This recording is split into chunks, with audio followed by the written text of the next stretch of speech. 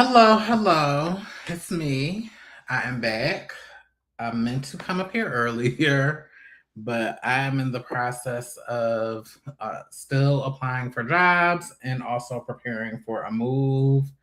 And that process went on kind of long this morning. So please forgive my tardiness. I intended to come on here earlier, but I am here. I feel like me doing this video and doing this live is going to put me in a better headspace. So I think I'm just going to do this. I'm going to see where it takes me. And yeah, today has just been one of those days, y'all. I was supposed to come on here and do this video last night, but I was just incredibly tired and I wasn't feeling super productive today. So I said, hey, let me get a full night's sleep and come here with brand new energy, fresh energy. And I completed a couple of tasks this morning, but like I said, I'm in the process of looking for an apartment and finding an apartment. First, I want to say the apartment process is a fucking scam. It's a fucking scam. And also, I am being transported back to when I moved into this rental house 2 years ago, and just how stressful that process is, and how you just have to divulge so much personal, like financial information that I don't even want to discuss when I'm in the best of financial situations, let alone the situation that I'm in right now. So it's been a this has been I have been stretched emotionally over these past 6 months, 5 going on 6 months, and I am just trying to do my best and show up where I can. I'm so appreciative of the small but mighty community that I'm building, and that there's this space where we can just all be vulnerable and all have conversations. So thank you all for your encouraging words and for your graciousness. It's very appreciated, and I'm really going to try my best to push through to do this video, because I promised this when I put up my TikTok about my immediate reactions to the part 2 of the reunion. So without further ado, let's get on into it. Today I will be it's not going to be a review, but I'm going to be discussing my impressions from part 2 of the Chasing Atlanta season 7 reunion. I'm hosted by my sister Dominique Morgan. Shout out to my sister. I love you. I'm hoping that all is well, and I'll see you soon. How I want to handle this will go a little something like this. I rewatched the reunion and I made some notes on just some things that stood out to me. We can have some more conversation about it, and I definitely want to share relevant clips from what I'm seeing. And so I want to do those things. I have about 7 things from part 2 of the reunion that I want to discuss.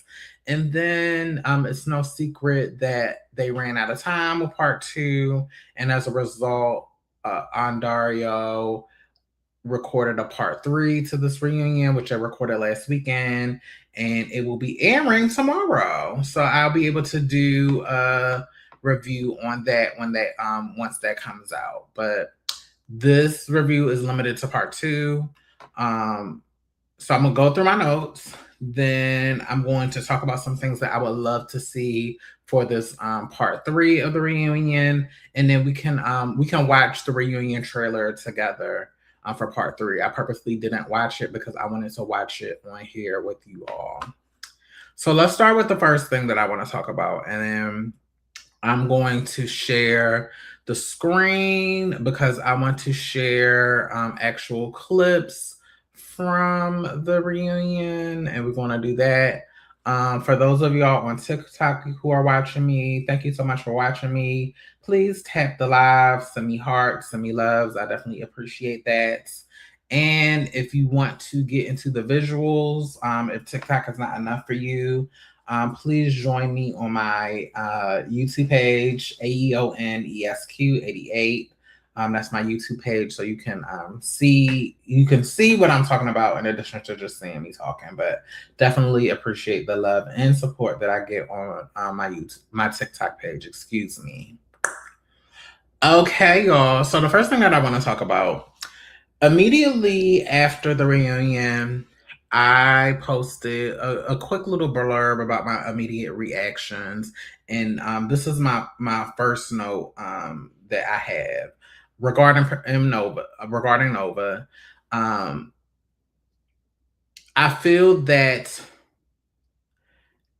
at least in the moment for the that part of the reunion, Nova was self-aware how she came off throughout the season.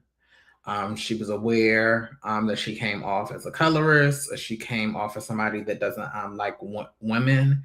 And based off of her reaction, her tears, her crying, her being emotional, her sharing her story of her actual relationship with actual Black women, how they were instrumental in her life, in her transition.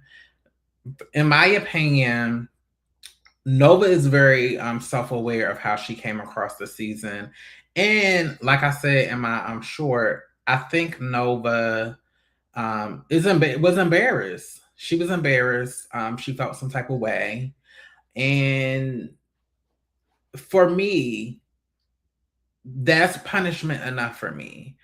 I'm pretty sure there's still a lot of commentary on people wanting to see Nova punished, particularly for how she acted towards Althea, and and I get the idea to see that, but like putting the humanity back in it and seeing this girl break down, and I don't think these were like white woman tears where she was crying from to detract from what she did, like is what we usually see when people weaponize their emotions in order to not be held accountable.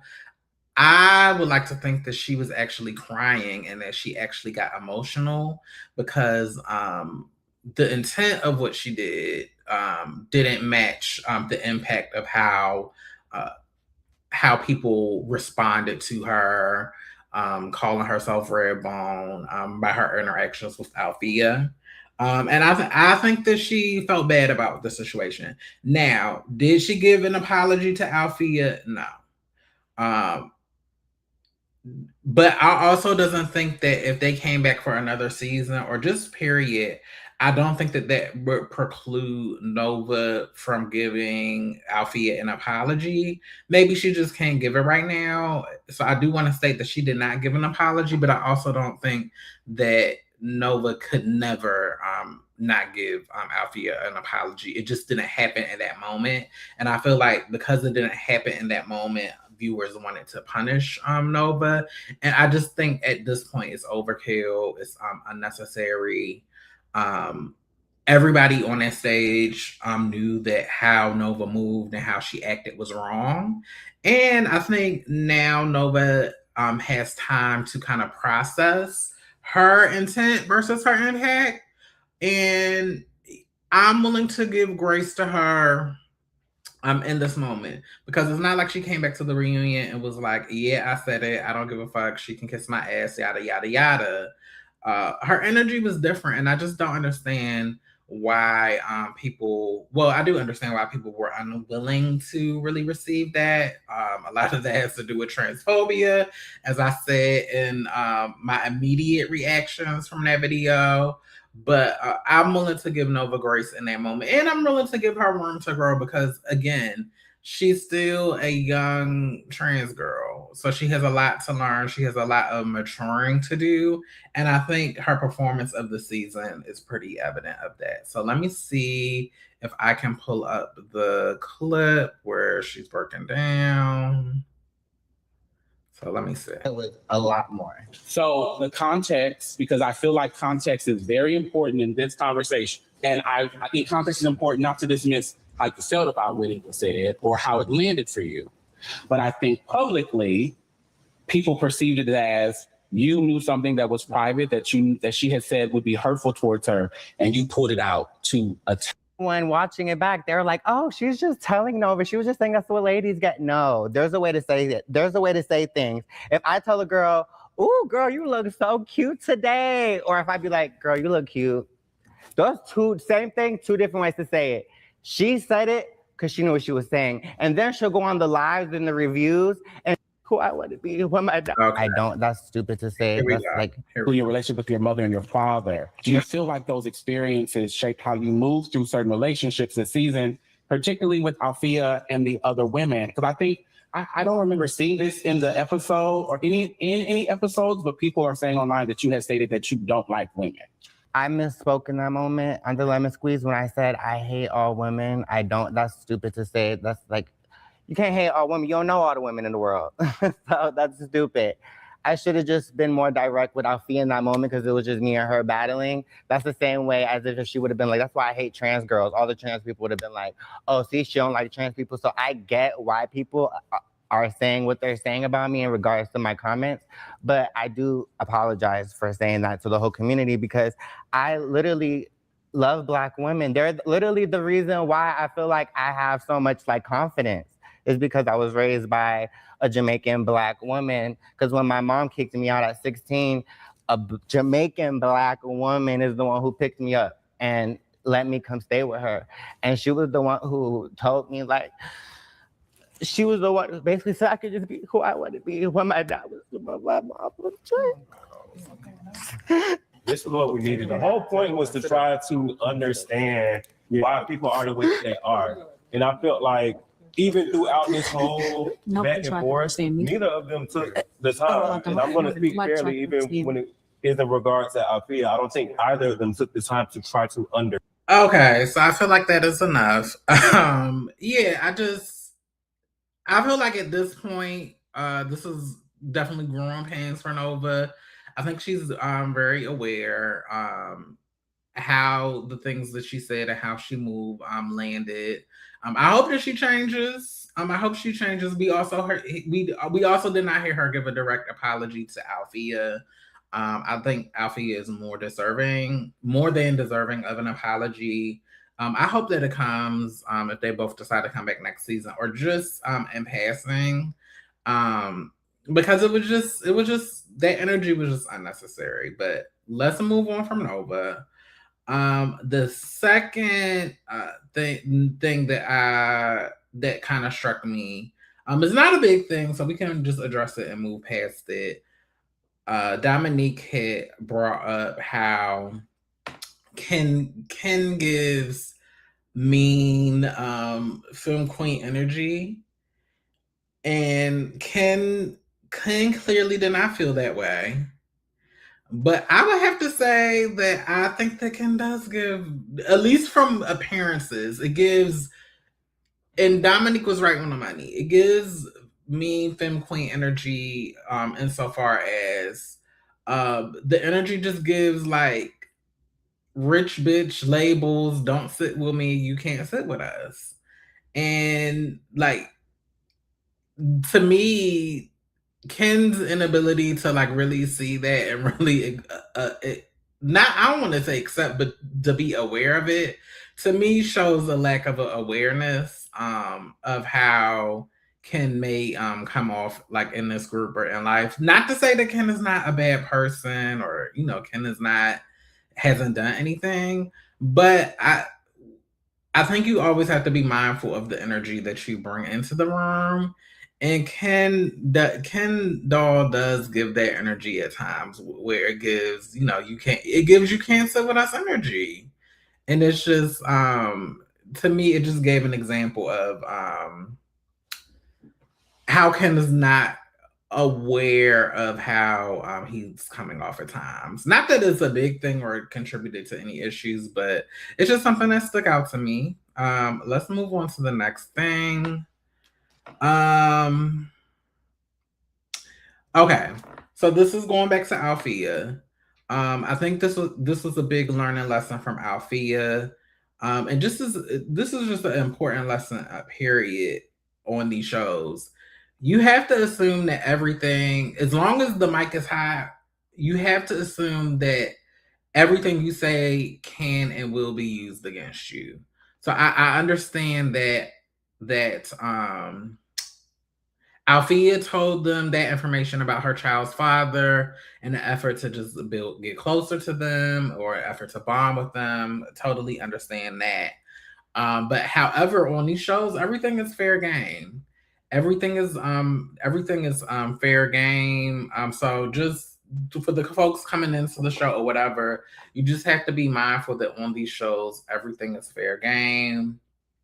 Anything you say can and will be used against you, as it was. And it was unfortunate that Nova used it and it hurt Althea how it hurt her.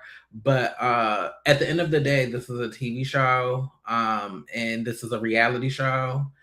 So I just think one has to assume that anything that they say, even if it's not directly on camera, can make its way back into the show. And it's very beneficial for us, the viewer, because we have more juicy, scandalous information to kind of to play off of. But yeah, I hated seeing Alfia so upset about the situation, but it's like, sweetie, you did say it. You did say it, and it like you Nova wouldn't have been able to put that not put that information back into the atmosphere, but to turn it against you if you had not put that information out there. So yeah, that's something that stuck out to me. The colorism conversation. Let me see if I can pull that up, because since I'm already here. Understand the other party or how you show up is. Nova, as you experience what you need to experience, we are going to talk about these colorist comments and people's perception of someone being a colorist. And I want to say there's a difference between comments that are colorist and a person being a colorist. Would y'all all agree that there can be a separation of church and state there? Nova, would you see your skin tone as something that you use as a protective barrier at times where you maybe feel like your beauty or how you show up is attacked by other people? No, I feel like my skin tone, it doesn't mean anything to me. Like, to you? No, when I said the red bone comment, that was just ignorant. Like, I was just in the moment. Like, if I was obvious skin color, I would have said, I'm a chocolate woman. Like, I'm that bitch. Like, I'm not a color. And also, I'm about to say this: your skin tone and how you look can be a part of something you love and that you feel beautiful about. You don't have to divulge from that. And like for the darker skinned folks, hello. Hey. The deeper melanated folks on the cast, how does it feel to just be in the room and hear things like that? Or how has it felt to see people navigate it on social media? Yeah, I think that me and Nova's situation was so like bad in the moment that we weren't even hearing the colorist comments. Like, I didn't even notice she said red bone during that. She said red bone, and then at the strip club, at the strip thing, she was like, I'm not black, I'm Puerto Rican. It just wasn't the thing that stuck out, because the point was y'all trying to. It was like and then when you add the elite thing to it, when you add like the division in the group to it, I feel like people were trying to. Okay, let me stop that here. So I wanted to make a note about this colorism conversation. I think, and I'm not going to play the rest of the clip, but if you watch the show, you'll get into how Dominique did this. I am doing a review. Somebody's asking me a question on TikTok. I'm doing a review of part 2 of the Chasing Atlanta reunion. Also, if you're watching, please tap the screen on TikTok. Please tap the screen. Send me hearts. Definitely appreciate it. I appreciated how Dominique had this conversation. And from my perspective, Dominique approached this conversation to get more information and clarity about Nova's intent of her. Excuse me, still a little tired. To get her intent, with saying certain words, but also to make sure she assessed the impact by specifically asking the rest of the castmates, most of whom are brown skin and darker skin, how they felt Nova's Redbone comment landed. I can accept Nova saying that she's not a colorist. However, I don't believe that Nova isn't aware of how her being like a red bone can be weaponized, especially against a darker skinned person. I don't believe that, because if that was the case, I don't think she wouldn't have said that word, red bone. And also, it's just like, if you don't identify as Black, like, how are you red bone? Because red bone is usually a term that's like used like in Black communities and not necessarily like non-Black Latin communities. So that, like, red bone is a term that is particular to Black culture, specifically Black culture in the United States. So that's interesting that she doesn't identify as Black, but she's using those terms. But either way, yeah, I don't believe that that Nova was not completely aware that she was not weaponizing her skin color against the cast. But either way, whether she copped to it or not, I think it was important for Dominique to bring the cast in to state how it was received, and also to add context of how people could have seen that, just like Hugh brought up, that conversation was had in collaboration with the conversations on who the elites were, who the exclusive people were in the particular group. And yeah, I like how Dominique did that conversation. But Dominique's a facilitator in movement space, so it doesn't surprise me that she was able to facilitate that conversation in that particular way. But again, I think it was an opportunity to really tease out intent versus impact. But I'm glad they addressed it. I'm glad that it was not skated over, and it's an important conversation that also needs to be had even within Black queer communities. So I'm happy that they were able to have the conversation. The next thing that I want to talk about, and let me see if I can find a clip when they were having conversations about,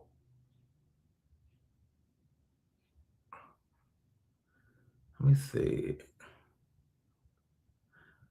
I would love to see some bookmarks on here. Child, who is calling me? I'm trying to work a little bit, y'all. Come on. Camera. It's liquor. There's music playing. Be careful. Right. With Gigi, yes. And I just wanted him to come there just to... We're waiting for you. Hi.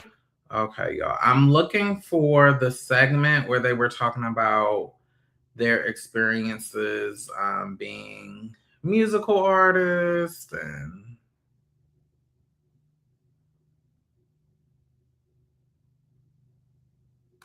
let me see if this.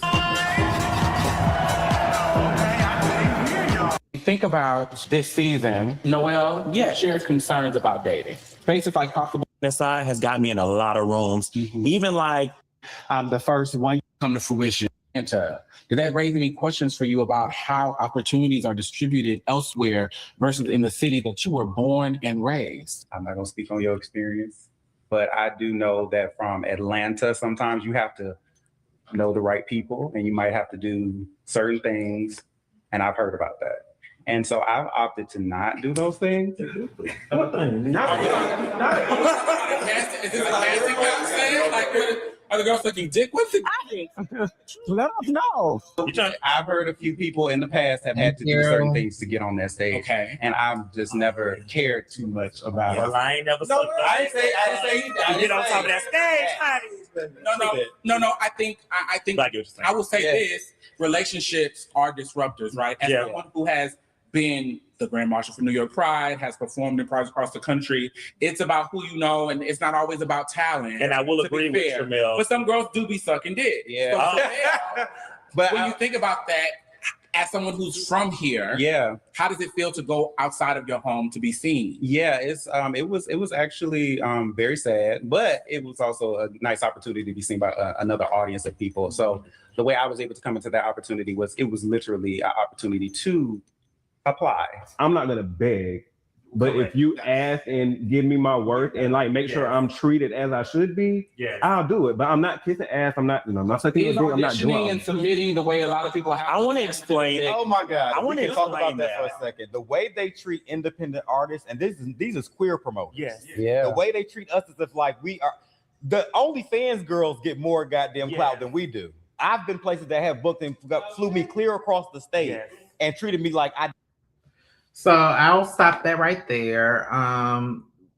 During that segment, there was a discussion, particularly for the artists, regarding how they don't get the same love and appreciation in their home cities that they do outside of Atlanta. And I just think that this is an important conversation to have. I just feel like for me at these festivals and at these events, there's enough talent within the Black LGBT community where we should be platforming our own, highlighting our own, and not enough of that is done. I also, this morning when I woke up, I don't know where I was, but last week on Threads, there was this conversation,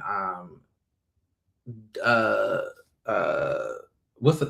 Sassy Fest, Zesty Fest.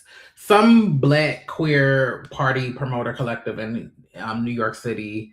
They were doing an event for DC Black Pride, and then they had some Asian queer hosting it. And apparently, this Asian queer has said some anti-Black things. And when they got pressed on it, they tried it, and then I'm assuming the girls did what they had to do and dragged them, and they eventually removed him from hosting, and they sent out their iOS press release apology. But it also goes to show how Black queer promoters are so easy to give opportunities to non-Black people, to non-queer people. And often people who have been harmful or antagonistic to the very communities that they're trying to profit off of. So I just think it was very important for them to have this conversation. I think this is a continual conversation that will need to be had over and over and over again. And ultimately, even though it's great that they can go outside of Atlanta to get these opportunities, Atlanta should be celebrating these people, and not just the people on the show, but they should be celebrating the folks, period, artists that are doing their thing, that are great at their craft, and that they just need access to opportunity. And even though I'm not an artist, I know what it's like to be from a place and to feel like you are celebrated everywhere but the place that you are from. I know what that's like.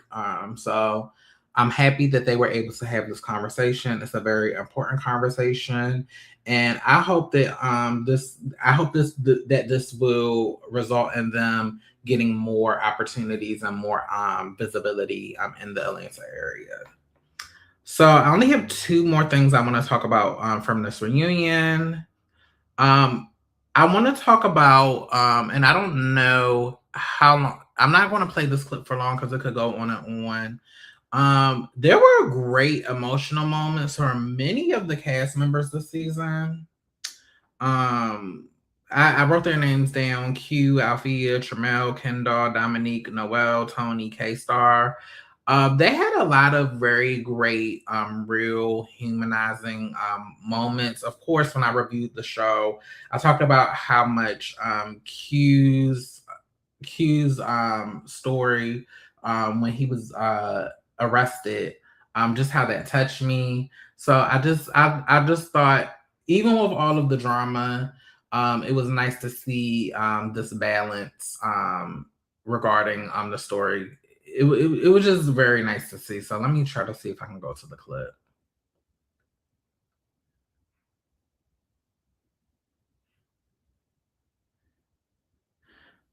Bear with me.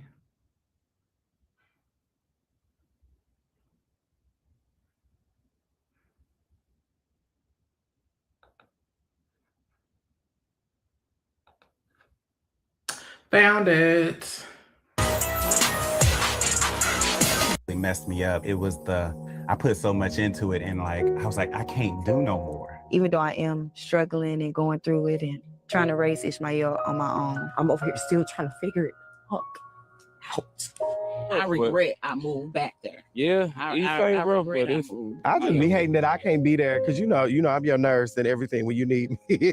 Ever since my transition started 10 years ago, we have just become like she's like my best friend. I love her and I miss her being here. Yeah, like she was always in that non-judgment zone, like The passing of my grandmother has been really hard. Even though my great grandma was 98, you really have to think about like it has no like death has no number, has no time. It's Like I had a death on Dominique's birthday party and I still came. All her results came back negative, but she did find out she had pneumonia. One day at a time. My transfer date for my baby is on the 20th.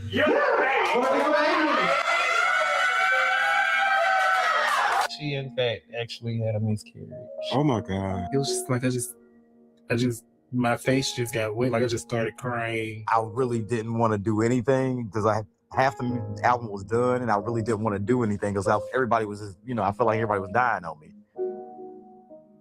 That last like 25, 30 days when I was in Fulton, I haven't really dealt with this. This is happening in real time. I've had to work really hard to get back into the groove of things. That was deep. My God. Well, fuck our makeup. Right. I know that you are feeling a lot of things right now, but I think I need like 2 seconds. It's happening like crazy right now. Come on, baby. Snatch one pair of this. I'm gonna give it a minute and I'm gonna go to Alfia's question. So Alfia, as a single Black mother, you've been holding a lot on your own. Okay, so I'm gonna stop it there. We all got to see the package of all of their stories combined, and then Q had a moment just rewatching his scene in particular. But this is what we want to see. As painful as it is, as uncomfortable as it is, as a viewer, this is what we want to see from the cast on these shows. Like we love the shadiness, we love the fabulosity, but we ultimately want to see the emotional vulnerability from the cast, because a lot of these stories are not easy to tell. But again, we want to see you all as human. So we got a lot of like just diverse stories. Just everybody is just going through shit. Like everybody is just navigating life, going through shit. And kudos to them for just showing it on screen, for being real. And it was just very beautiful and humanizing to see people things happening to people and people just trying to move forward the best way that they can. It's very inspiring to me as somebody that's always going through something, just to see that we are all connected and we just all trying to push through and just do the best that we can. So I love that. And then the last thing that I want to talk about, damn, I wrote this down and I'm trying to figure out what mind space was I in when I wrote it. I wrote down, how do you feel in the moment? I think I wrote this down because this was in reference to, I believe, Dominique. Oh, let's see if I can, I know what I wrote it down to. Let me see if I can find the part where Q comes back and integrates with the cast. I think it's right here. And at the same time, you represent a lot of young handle it in the best way. Gwen, how you feel? That, we don't expect you to be able to do, but allow us the space to also help. Yeah. I think I also struggle with the difference between who y'all were for parts of the show and who y'all are as people. Yeah. I hear that a lot because things cross over and things that were for the show impacted how y'all could have been community outside of the show. Gwen, how you feel? Okay, I'm gonna say this. I was in prison from the age of 18 to 26. I spent 18 months in solitary confinement. 6 months of that they had me housed on death row because of overcrowding. I spent 5 years of my life leading the largest prison abolitionist organization in the world. I don't take prison conversations lightly whatsoever, and the lives of Black children being in those systems. So the question I'm going to ask you, I'm going to handle it in the best way that I can handle towards me. And at the same time, you represent a lot of young people who are going through the same things, parents who have their young people navigating these things. And there are things that you saw in there that most people sensationalize. And so there is some authenticity and humanhood that you can offer to this. So share what you can, but just know what you share creates that type of experience. I'm so emotional about it because, like, even to this day, like, my mom don't even know none of this happened. You know what I'm saying? Like, my family found out watching it. It was so deep because it just completely changed me as a person. And I did not like how it changed me. And that was the point I was getting to earlier about her trauma, me understanding that I could tell that it came from a trauma perspective. I see how trauma affects us differently because I was molested by my uncle as a child. Things happened to me as a child too, and I don't feel like I took out the things that happened to me on any of y'all. So that's where I was with it when it came to me and Nova. Like, I didn't let the things that happened to me as a child affect the way I treat people today. I will offer this for you as someone who was on the outside and someone who is a trauma response professional, an adolescent health educator, a background in public health. Yeah. Your response is going away. You don't think it's a response because you don't think it's on guard or it's accusatory or attacking. Yeah. You don't. I leave. I leave. You do engage in action. You run away. Okay. In regards to your absence, Okay, so that is enough from that clip. So yeah, okay, now I remember why I wrote that last thing. How do you feel in the moment? I'm glad Dominique once again was able to tease this out, and I know things didn't work out all the way completely with Dominique as host, and there were other things going on. But at the end of the day, Dominique is great at what she does, and it was we needed people to really talk about how they felt in the moment, beyond the anger. The easy thing is to feel some type of way and to lash out and not say anything, but the harder thing is this is how I was feeling in this moment, or this is how you made me feel when you did this, which is why I responded this way. So I like the way that she was able to speak with care to Q's situation, and just because going through something traumatic like that, going frame for frame of what happened, that can be overwhelming, but just stating the emotions or just stating, how has this changed you in any ways. I think it was masterful just to get the information out, but to also show compassion, because that is a heavy thing to have to go through. And then even her conversation with Althea, getting people to recognize a rainbow of feelings, a rainbow of actions, that it's not just lashing out. Sometimes it's retreating, sometimes it's sinking into yourself. But it's just very important that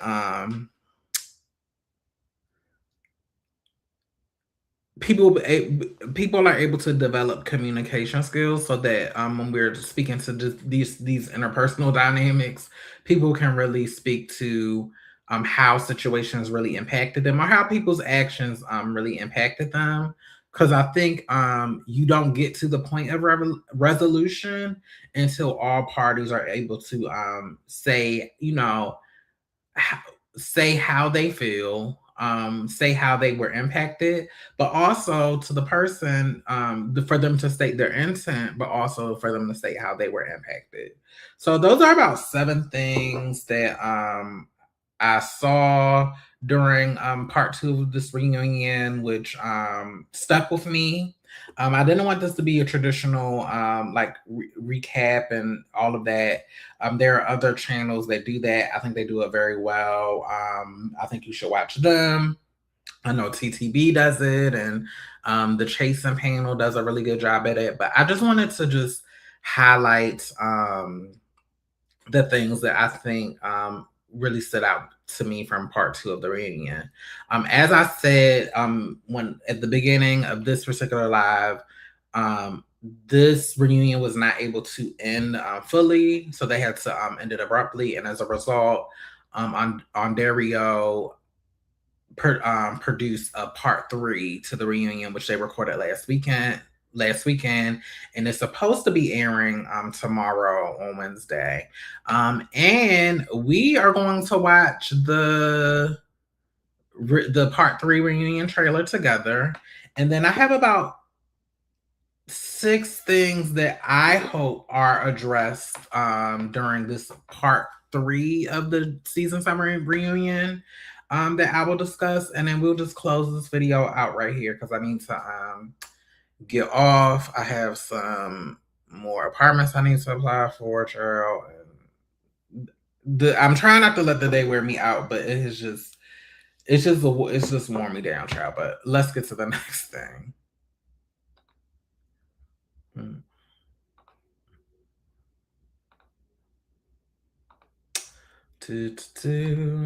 Okay, y'all.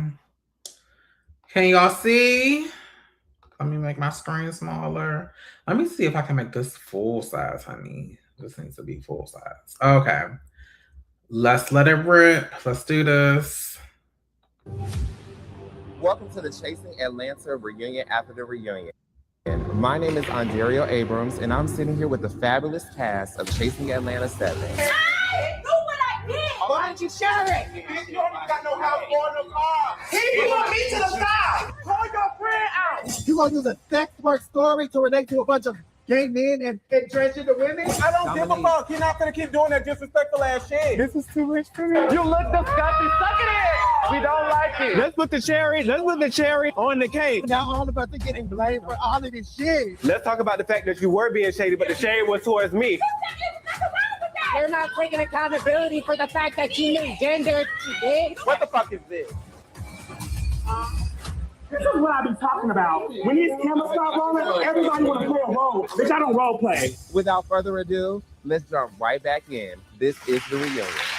Don't miss the final part of the Chasing Atlanta reunion, hosted by me, Ondario, this Wednesday at 8, only on Chasing Reality. I'm not motherfucking doing it. I'm too old, bitch. You gotta watch it live. Okay. Okay. That was a lot of things going on. I'm excited. Okay, that kind of woke me up a little bit. I'm excited. Okay. So it looks like this part 3 is about to get really juicy, really mixy. So things that I hope will be addressed in this part 3.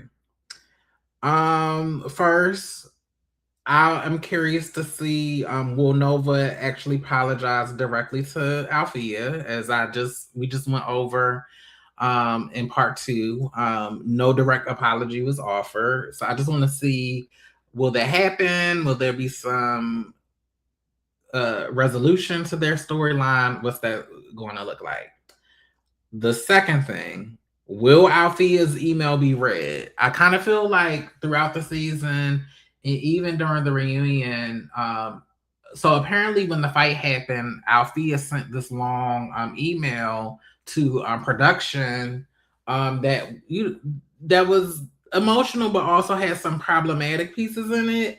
I've heard loosely about the email, but nobody has ever like directly stated like what was actually said in the email, what was so problematic in the email. So I am hopeful that the email is like read in full, just so that it can be, everything can be set on the table and we can really address what was said, because I heard it was some problematic things that may or may have not been said in that email, and I think that could color or explain Nova's hesitance to reconcile or offer an apology to Althea. So I'm really hoping that Althea's email will be addressed in some sort or type of way during this part 3. Number 3, I definitely want to get into this Dominique versus Q feud. Nobody saw this coming throughout the season, and towards the end of the part 2. Well, the part 2 basically ended with Dominique and Q fighting about who was the anchor for the season, and apparently something happened on the background, and I just want more information. I'm not here to choose sides. I'm just here to get more information about what happened, because them going at it kind of threw me off. Not that they were the best of friends, but they kind of seemed to be like on the same side of things. So I'm just curious as to what happened. Where did the turn happen? Number 4, it was kind of discussed in part 2, but they really didn't get to the heart of it. I'm hoping there is some more conversation regarding Althea being a culture vulture. Like, does Dominique still feel that way? Is that the right term that should have been used? What was Dominique actually trying to say? I suspect that Dominique didn't mean to use that particular term, but it was thrown out there, but it wasn't discussed further. So I hope that they are able to discuss that. The next thing that I hope is discussed is Q was in a lot of feuds. So Q versus Shamel, we kind of saw that pop off. I just need more details, because it kind of felt like it just came out of nowhere. So I hope that that's explored, the Q versus Shamel feud. Clearly there's a Q versus Noelle feud.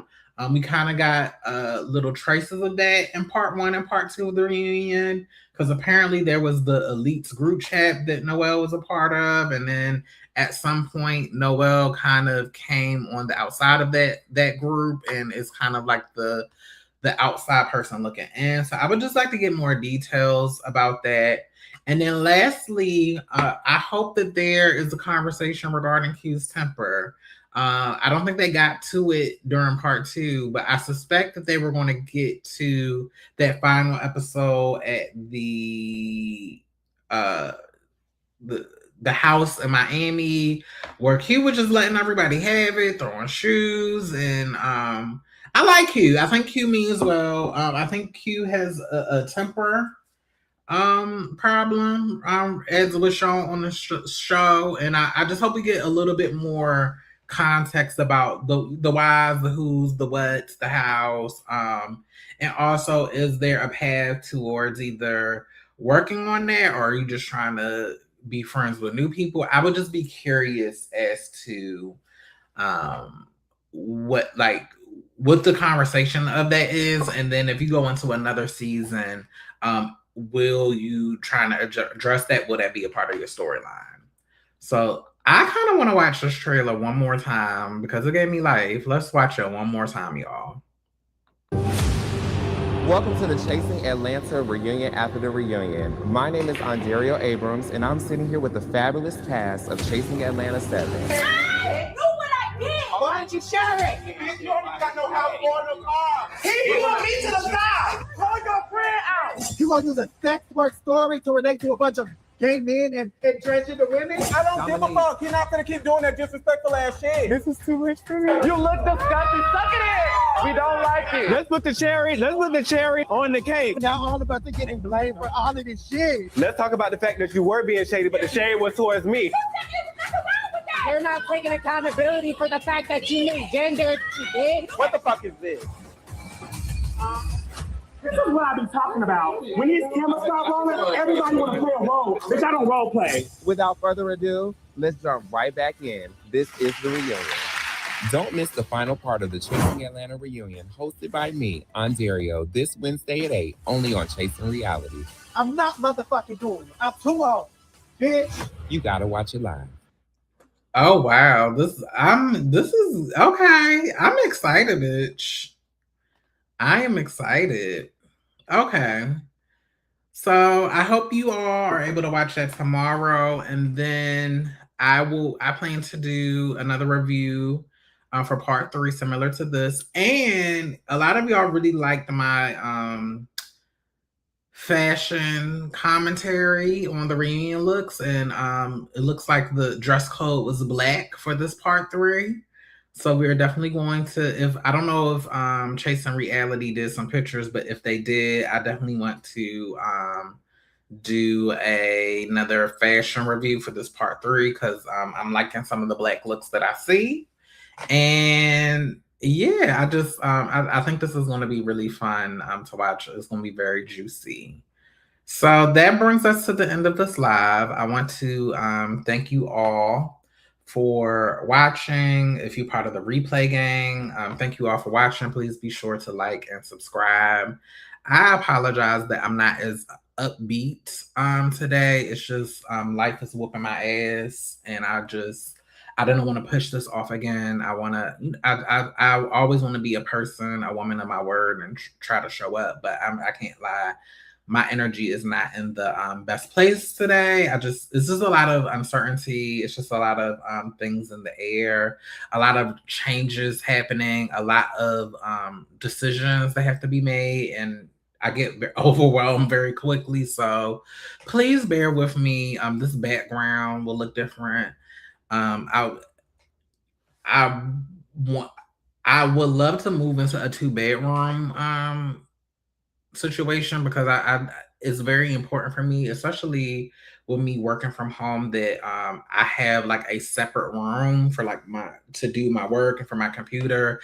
Trying to do everything in a 1-bedroom, and having my office like out in the open, like it was cute for the time that I had to do it, but like for me, I like to be able to shut the door and have my work world be a separate room. So if you're used to this background, or you like this background, enjoy it while you can, because in a month it won't look like this. But yeah, I'm just trying to push on. But life is happening to all of us. I pray that everybody is safe.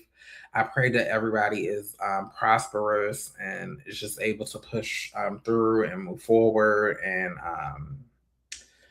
yeah, child, we all are out here just doing the best that we can. But I hope you all enjoy the rest of your evening, and I will be back on here soon, likely Thursday, so we can do our review of Chasing Atlanta Season 7 Reunion Part 3. Like, subscribe, and share, and I will talk to y'all soon. Bye.